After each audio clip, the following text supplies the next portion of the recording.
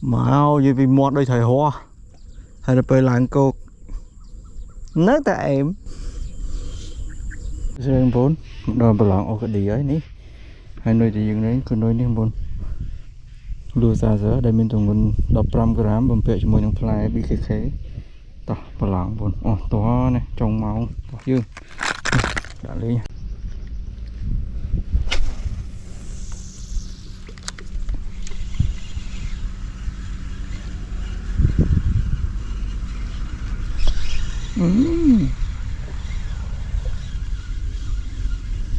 Không không buồn mình không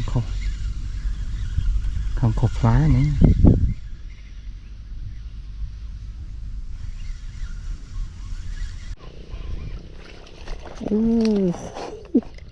Wow wow Fly đây mà muốn trâu lỗ đi thăm cái này mình thọt ở toàn mỗi cái này món luôn nè tí tình niệm bao nhiêu em trâu fly tí mui của bà mình à nhẹ sạch thôi tiếc rồi đi ớt tư nó lõm ớt tư nó này ra đâu ạ không nhiều bật tí tình niệm em mua này trâu rồi cúp fly tí mui BKK này miền ở nhảy tất rồi này fly pi nó vốn thấy tí pi này này tí tình niệm bao giờ cho bị cày một hồi cho mà khỏi nhảy tất rất là trời tiệm luôn á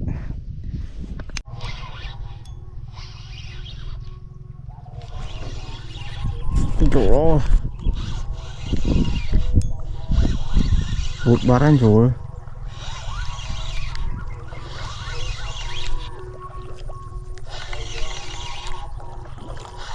hụt thấy bạn số luôn ạ đây ô này thầy thanh niệm bao nhiêu này một tuần nào húi lời nữa ạ châu thùng lặng thấm bay luôn trời tim mui chị ra hụt vào đây khăn này sao này em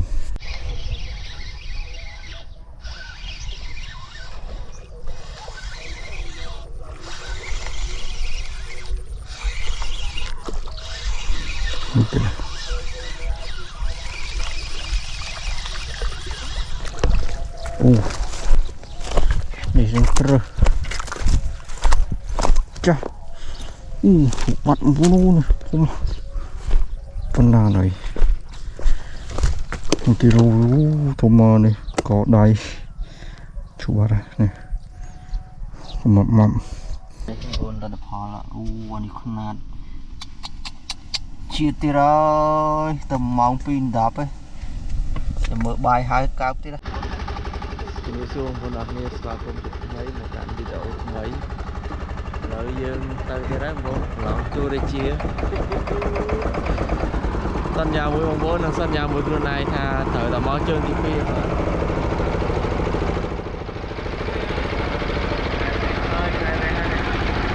bóng bố này tôi lấy sao mà nó bụng cao bên này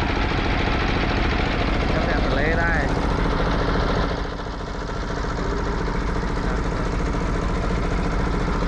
lấy nhá cái này xịt bàn mà lên đang bị mặc máu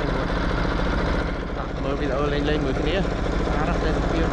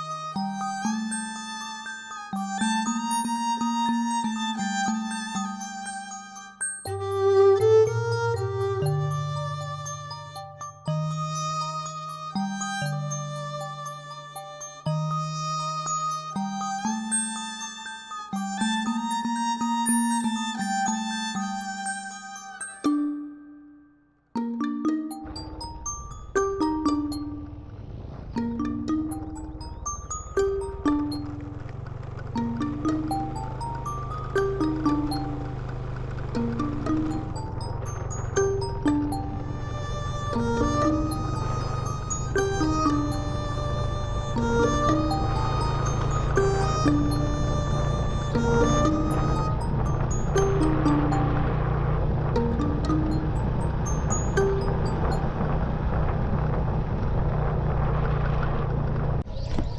ាបសួរបងប្អូនទាំងគ្នាស្វាគមន៍ជាថ្មីម្ដងទៀតមកកាន់ព្រឹកថ្ងៃថ្មីប្រឡងថ្មីទូរិចជាបងប្អូននេះមកដល់នេះតាមបន្លាយនេះតាមផ្លូវបងជីកទៅជីកមកនេះផ្លូវនេះខ្ញុំមិនស្គាល់ទេទៅមកលើកទី1អត់ដឹងផ្លូវអីដែរនេះបងប្អូនតោះឥឡូវយើងចុះនេះលេងមួយណាសំណត់ចិត្តទៅប្រឡងបងប្អូនទៅប្រឡងនេះប្រឡងជាប់ផ្លូវហ្នឹងហើយអត់មានទៅណាឆ្ងាយទេនេះបងប្អូននេះអត់តពេញលេងនេះខ្ញុំមើលដាក់ពីលើខ្សែទៅខាំអត់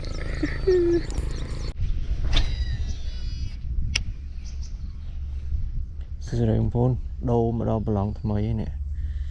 មើលដាក់ពីលើខ្សែមើលតំណងតាមបន្លាយបងប្អូនលេងនុយវែងទៀតហើយអូសនុយស្លូតមែនតើហើយបលិចទៀតបានថៃវាខំថៃនេះផ្អើលខ្លាំងហ្មង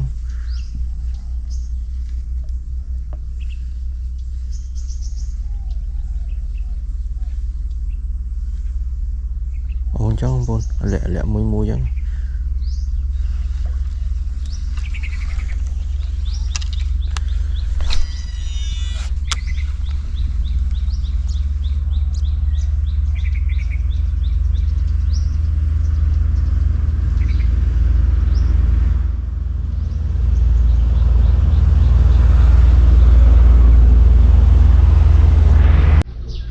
ខាំហើយបងប្អូន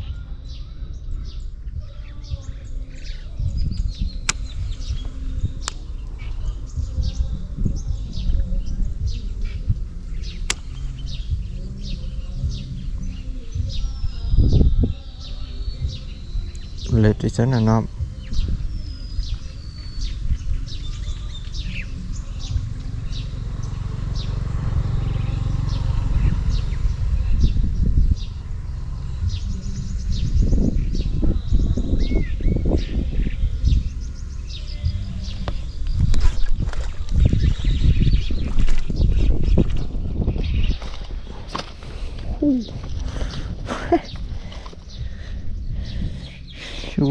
ចូលគីឡូមួយប៉ុណ្ណឹងហើយយូចូលគីឡូមួយមកទាំងព្រឹកនេះមើលបឡងគេជាតិជុំយកខំនៅនោះអូមកម្ដងនេះមិនលេបវត្តវិជោទៅទី1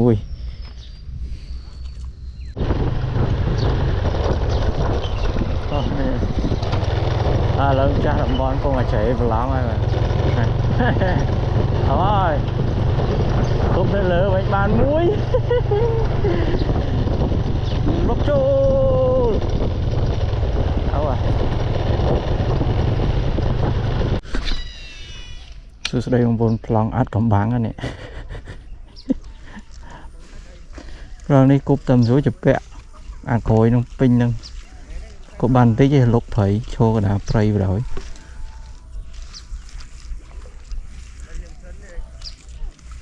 មាត់ដល់ហើយមិនទាន់ឃើញអ្នកក្លាហានចេញមកខាំទេនេះឡើងបាញ់ទឹកទាំងដាក់ទីខ្នល់ហ្នឹងធំមកធំមកអូបូតហ្មងមិញ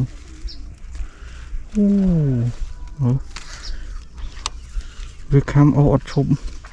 នុយវែងទៀតស្ដាយបងប្អូននេះ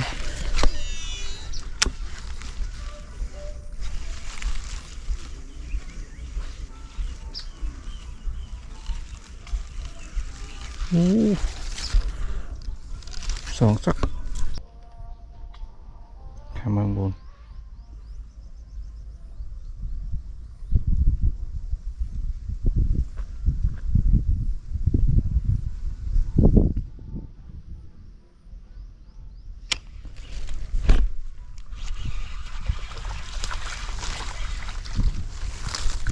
Ui. Dạ. Chào. ê muối mà thấy chưa chào phần lon nè trời muối ơi ôi chắc cái hột bọn đạp phát người khôi cho nó mình ê mong con phần lon tham mây nè đi rụt prey mà nhỉ chào rồi ê mấy dân ta chặt chay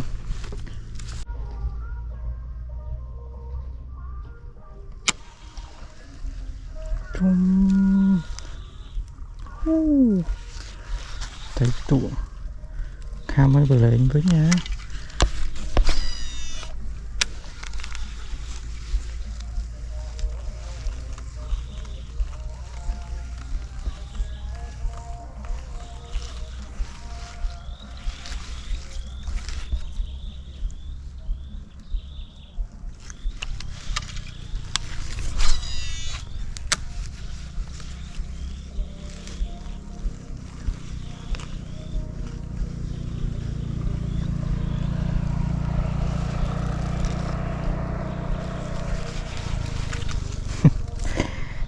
chị ăn khám mấy ngợp mà mơ một chương thế là ăn ngọt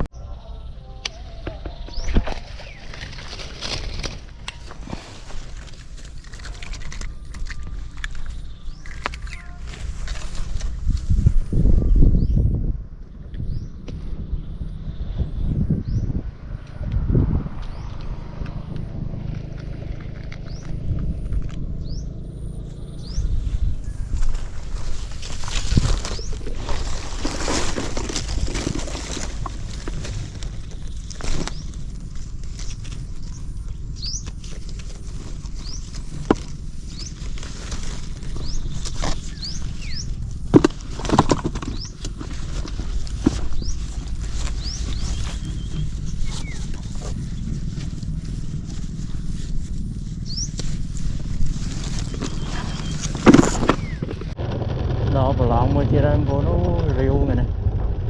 này riêu đó lá riêu bạch xanh mà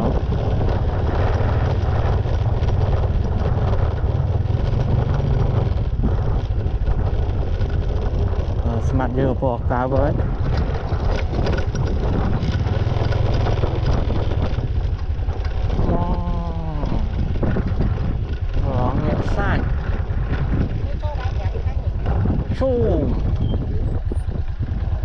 tí tình yêu không anh chứ mà đo phim trâu mùi phim mà nó lật mùi mớ cần đi em xin bốn đo bờ lòng ô cái đi ấy ní hai nơi thì dừng đấy cứ nơi ní bốn lưu ra giờ đây mình tụi mình 15 gram bầm pẹ cho mùi năng fly bị khé tao bờ lòng bốn to này trồng màu to dương đã lấy nha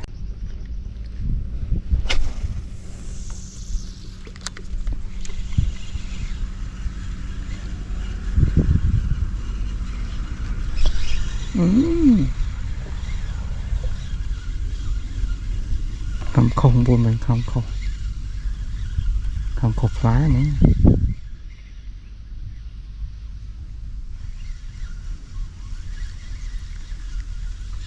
vừa mà thôi là buồn tích này nè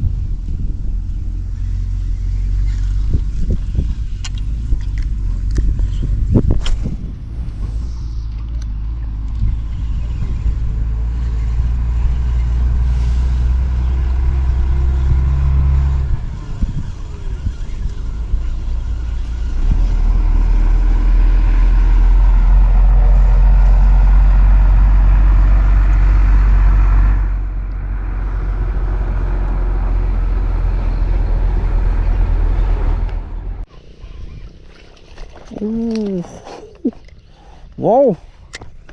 Wow. Play. Đây mà muốn trâu lỗ. Đi, khám kinh đi mình. Thọt ớt toan. Mở cái này món luôn. Nè, tí tình niệm bao dương. Em. Trâu fly. Tí mùi của bà mình. À. Nhẹ sạch. Thôi, tiếc rồi.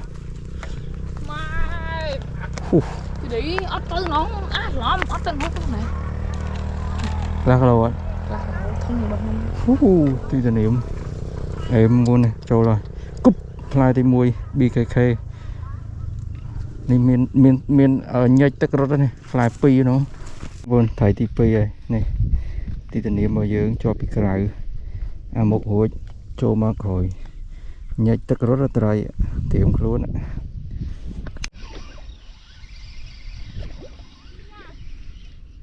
Mùi chiết. Nè, vốn. Này cho fly một đòn. Là kích rụi tì ở ta khám fly một cào nó tí tình niệm. Rồi em vốn. Lời xa anh ấy một tiết. Bò bạch tông cho mùi nó bò lứa. Fly pi được cái này đập 5 gram được cái này.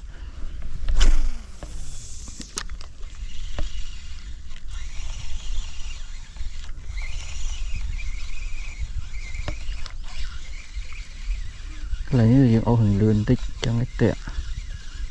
tệ đáng chớ.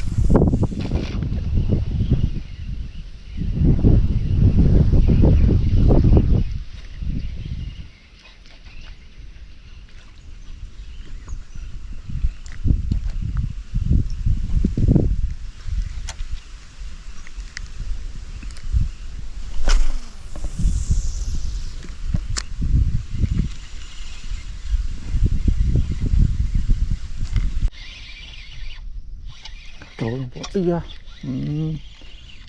ô hụt bạt đây. Hụt bạt đang rồi. Đây hỡi. Tẹ trong những khiếm. Nợ gạch. Ô nợ đã.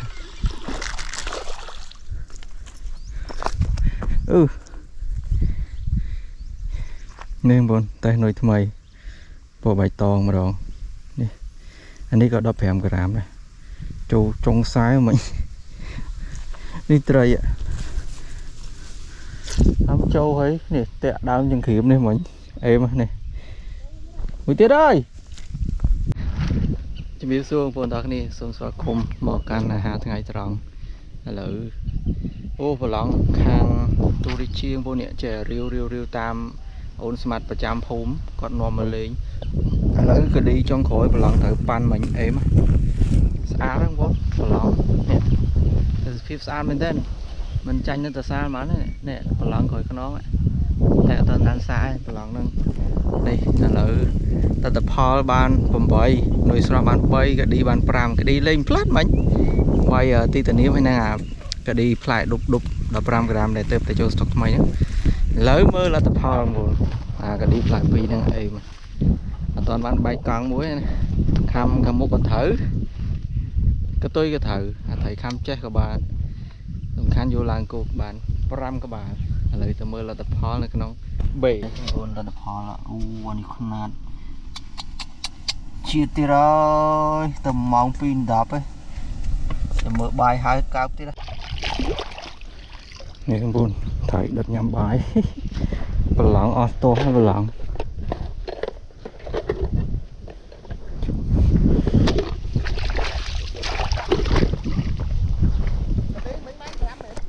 anh phải ăn cho tôi lên nên ông mà lên mà nhỉ à cái lỗ muối khăm cái bài luôn à ôn bút khăm cái bài luôn này à cái lỗ nó mà sân chia lên fly muối đó ruột mà cho fly thằng pi hay là bột mùi ô tổ lượng ta xuống đây bông bồn này nè bỏ thầy này dưới con miền ấy cả bị trai đợt đây bông bồn nó này chết nó này bông bồn đập lấy nhé chết bông bồn nó bài tè hồn cá té không bắt trâu thì tao mọc băng cho các bạn chết ạ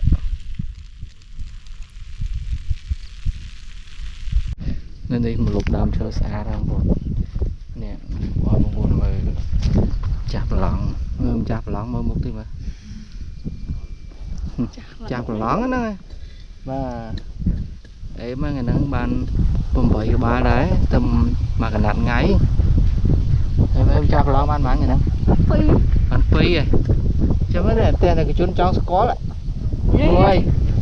mùi ghê một sái vậy này bằng vốn màu lên thang ở tôi đi chia này bắt qua lỏng ấy xuống này đặt đo lỏng mong mà bà này nhắm máu ớt qua lên nè cho sư lớn đấy chui nôm ai mà qua lỏng ban lên ban thầy đất nhầm bài chung cái này đấy lớn mới lấy cả tục ấy ọt mình ăn thế này thấy cho mình ọt khăm mặt của nó Marica thấy chở đây nào nó tiết đấy nè từ giờ mới bài sân chăm rốc tao không phun nhầm bài thân luôn mới sử đây bông bồn thực thấy một tôm tray này mới bỏ thấy mới mất bông bồn mới tray khang từ chia này bông bồn nó sạch sọt chay nè được bài ta không bồn ra bài mới cái này nè chạp lòng cái này thực thấy một tôm nhầm bài ta không bồn nó đỏ co nè sát á thành bờ tôm máu chuột sạch cho không nó bạt hả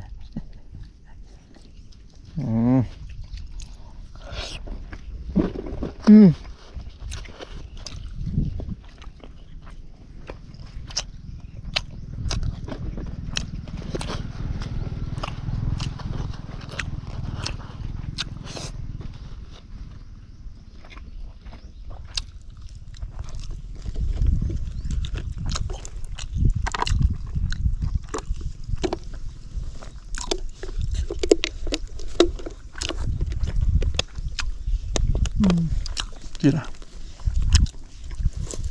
này đó chắc chết tay bài thế chắc chết bài này bạn ngành tôi khỏi mà bỏ xe chắc đặt bài mà cái dòng có ban năm bài không mơ ta chun cái chởn pếch đang ở bài mười kìa nó số bài chút cái nó mình sao mình lối mình đẹp một sao lối bài bỏ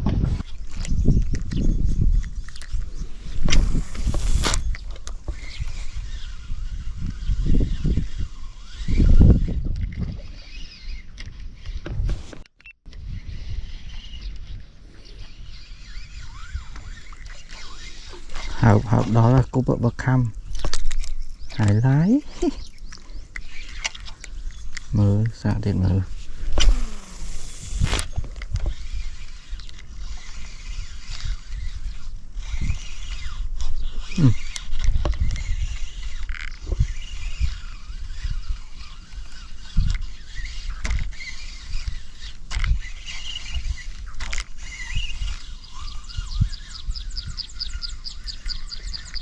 Ui, bột bún nói khám không lại bia khám không tiếc à việc lượng nuôi làng của nó mình không được phút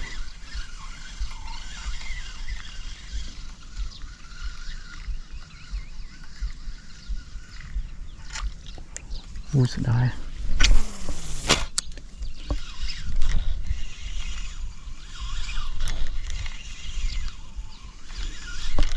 dừng được thôi nào vì có bài khá luôn rồi được người làng được đạp phút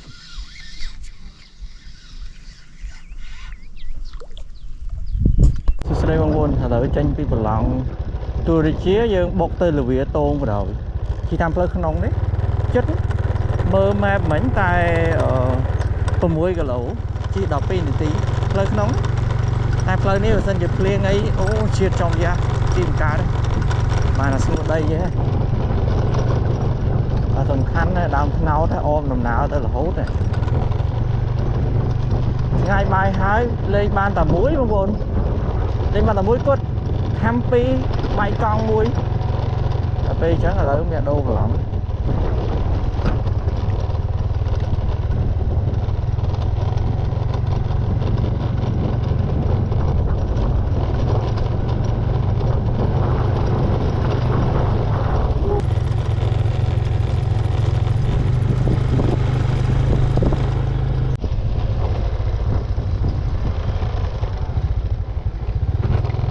này châu chọn mấy không rồi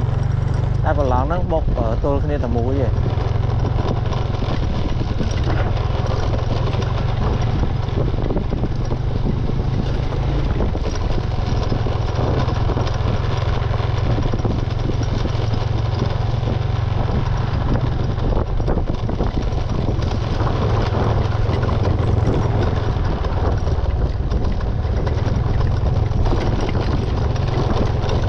nó thành xuôi đai với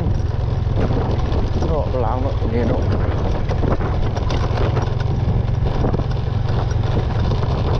muốn nhìn châu mà slab hàng xuôi lấy nhìn châu mà slab hàng xe đam với tụt tất ó rồi rùa làng dữ rồi ôi vô giật đây à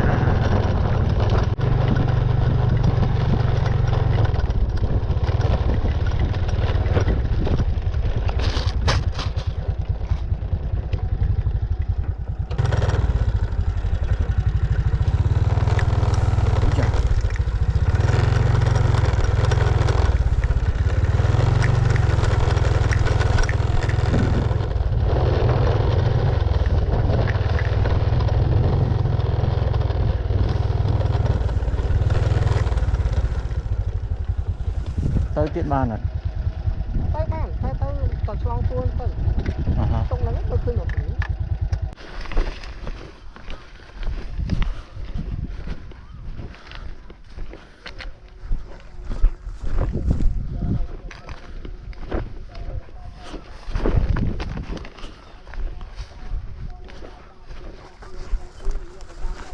em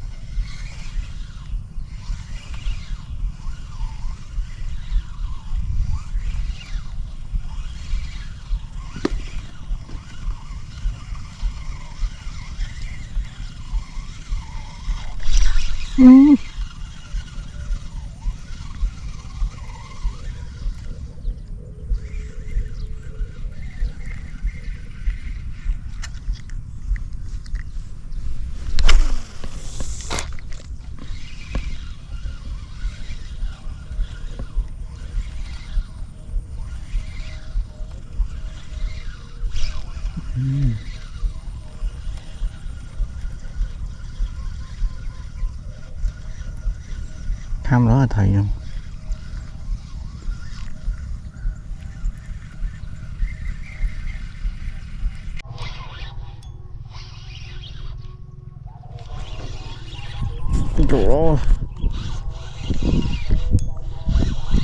vụt bát anh rồi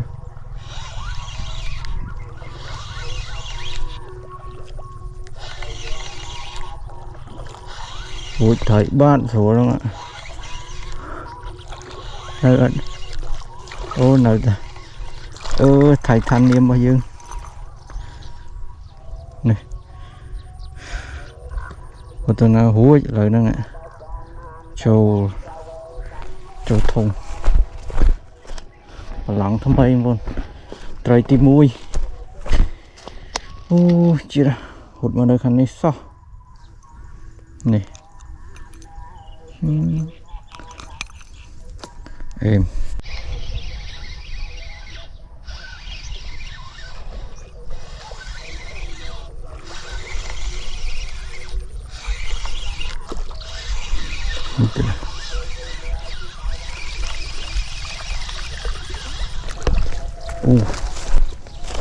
này sinh trơ cha mặt luôn không con nào này một tí rô thôm mơ này có đầy chú bà ra này mặm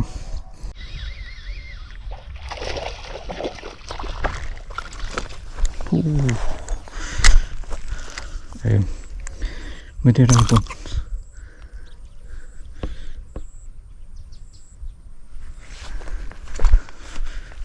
thì thằng niệm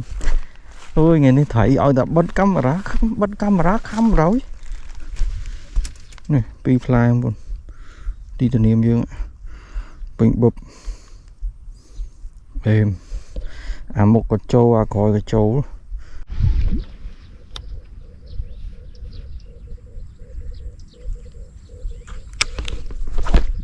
chum ra lên bắt rồi mơ đặt cái đi mà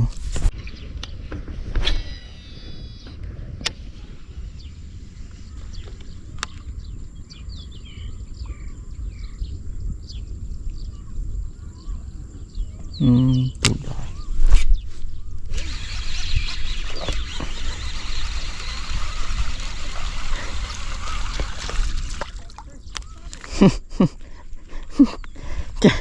chạy tê sát mà đó lấy cố hụt móm mà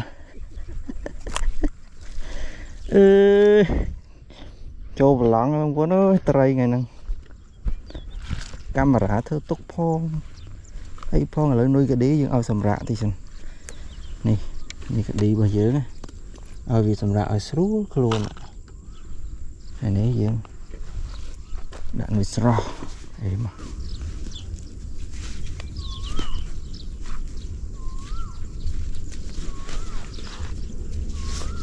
cái nông mình chơi ấy mà luôn nghịch lại này đó vẽ cạp tray vô tập te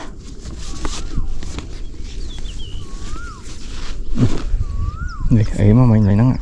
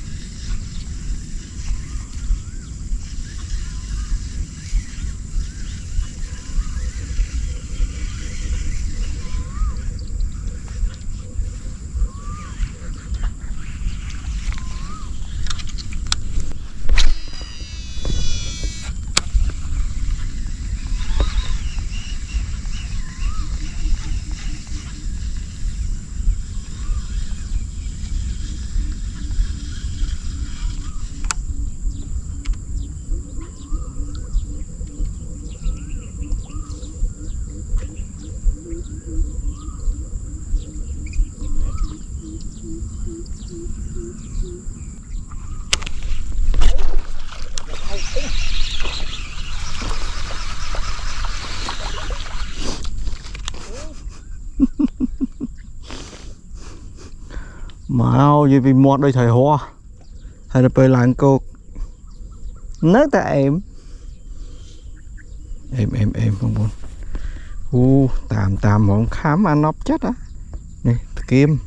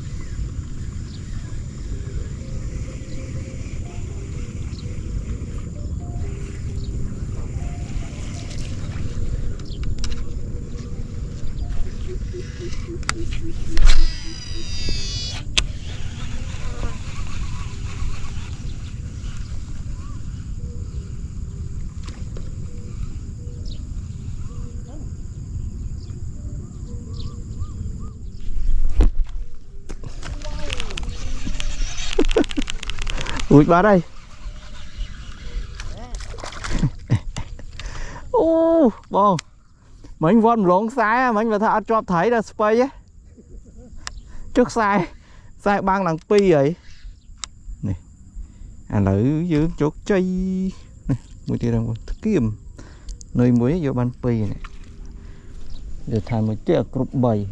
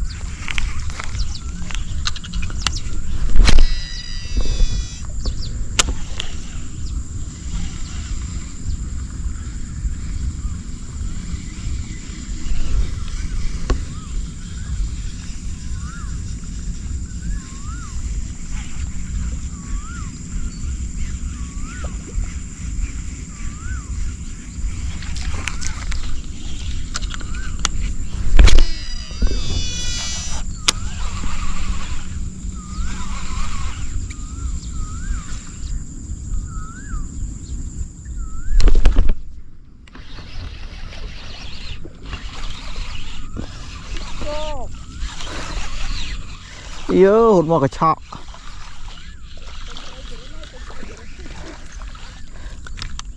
Ê, đi vô. Bố à, kháng đấy hiện thở à. Này ông bồn. Một cái tôi kìa. Bà, nè, lấy nè. Bánh chlong tắc vào. Lấy nông phọt cả bà là lấy nông ạ. Chia ra ông bồn, mới đi là. Thật tiếc chó, 4 hôn, thật kiếm. Ê mà nè. Sau đây bông bồn đó này xôm xóa cúm mà can trong một chọp này video. Ngày này dục dồn tôi bắn vô lại tam tray là tập hoa dương bàn mà phơi cái bán bông trong màu. Bật mình lên cái đi cái bàn sờn hay nuôi sau đó khám trong máu cái bàn sờn này. Bây giờ sạch cho bọn. Chẳng việc trong bàn phải rút ọc con rồi mà. Cái chùm này phê lý để mình làm lại bông bồn đó này. Thế này video này hơi nhầm lính. Ngày này đã pra nuôi cái đi miền cái đi titanium hay là cái đi thay phải cái đi đại miền cái tôi fly pi mình này là ba một muối fly này cái tôi muối chẳng cái đi nó nghi xua mẹp lên cái này là tự chơi việc ham là cái này cho bà chứ chẳng ham có ba cái tới ham cái tôi có thử chứ ông cuốn việc mặt rồi tranh về chuông mong buồn phần năng hơi cái đi để dừng lên nó vì ai năng thôn tích bởi thân gì lên casting ai năng chắp loan tại vì lên spinning ở đây thế chứ ông con buồn ta mưa là tập phò thành tích môn dương tờ tia mưa tập phò thấy bye bye bên nào đây hình buồn là tập phò này một phẩy các ba slow nhâm cả em mà ngày đang lên pi bằng tu rồi chí hai năng lùi tàu buồn bye bye vô bye